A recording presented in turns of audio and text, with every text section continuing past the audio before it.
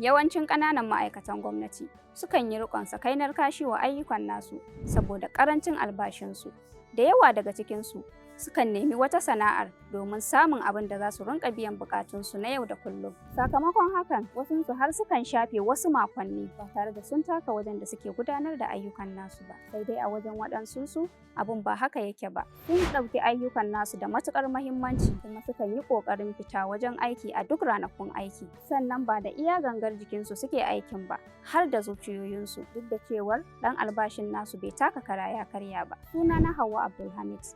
A yau zan tattauna da wani dattijo kuma jajirtacce akan aikinsa a nan birnin Kanon Dabo, wanda ya fara gudanar da aikin nasa tun daga matakin volunteer, wato aikin sa kai, har gwamnati ta ga cancantarsa ta kira shi ta bashi uniform a matsayin ɗan karota. Ku biyo ni domin ku ji yadda tattaunawar tamu za ta kasance. Sunana Isa Alhassan, ina nan a Bangin Buhari.